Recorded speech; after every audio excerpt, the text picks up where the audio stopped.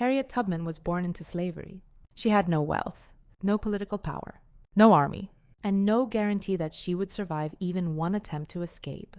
But after gaining her own freedom, Harriet Tubman made a decision that would turn her into one of the most courageous figures in American history. She went back, again and again, risking capture, punishment, and death to help other enslaved people escape. This is the story of Harriet Tubman. Harriet was born around 1822 in Dorchester County, Maryland. Her birth name was Araminta Ross. She was born into slavery, which meant that from childhood, her life was controlled by other people. As a young girl, she was forced to work. She was hired out to different households. She endured violence and harsh treatment. One of the most serious injuries of her life happened when she was still young. An overseer threw a heavy object at another enslaved person. It struck Harriet in the head. The injury affected her for the rest of her life. She suffered headaches, seizures, and sudden episodes of unconsciousness. But despite everything she endured, Harriet survived. As she grew older, the possibility of being sold farther south became a constant threat. Families could be separated at any time. A husband could be sold away from a wife. Children could be taken from parents. And once someone was sold farther south, escape could become even more difficult. In 1849, Harriet made a decision. She would run. She escaped from Maryland and traveled north toward freedom. The journey was dangerous. People escaping slavery had to avoid slave catchers, patrols, and anyone willing to report them for a reward. Harriet reached Pennsylvania. For the first time in her life, she was free. But freedom brought another kind of pain. Her family was still enslaved. Years later, Harriet described the loneliness of reaching freedom without the people she loved. And that is where her story became extraordinary. Harriet could have stayed safely in the North. Instead, she returned to Maryland. She wanted to bring others out. Harriet became connected to the network known as the Underground Railroad. The Underground Railroad was not an actual railroad. It was a secret network of routes, safe houses, guides, abolitionists, and supporters who helped enslaved people escape. Harriet became one of its most famous conductors. She returned south repeatedly. She guided family members and other enslaved people north. These missions required extraordinary planning. Travel often happened at night. Harriet had to know which homes were safe, which roads to avoid, when to hide, when to move, and who could be trusted. The danger became even greater after the Fugitive Slave Act of 1850. That law allowed escaped enslaved people to be captured even in free states. It also punished people who helped them. That meant reaching the northern United States was no longer always enough. Many freedom seekers continued all the way into Canada. Harriet helped guide people there too.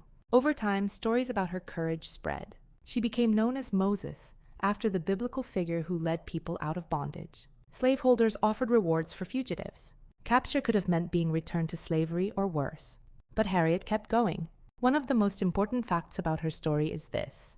Harriet Tubman repeatedly risked the freedom she had already won in order to help others. She was not simply escaping danger. She was deliberately walking back toward it.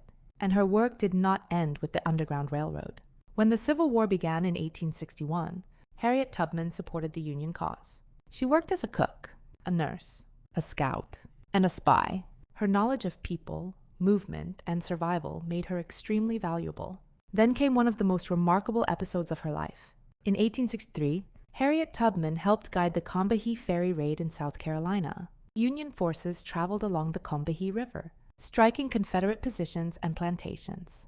The raid helped free more than 700 enslaved people.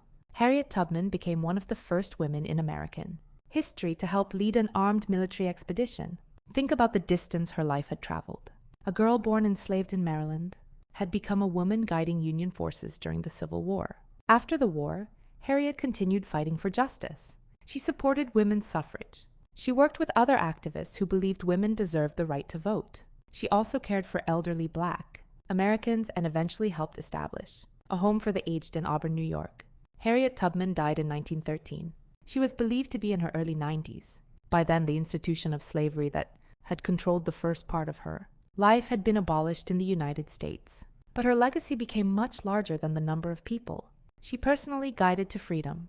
Harriet Tubman became a symbol of resistance and courage, a symbol of what one person could do even when the law, the economy, and powerful institutions were working against them.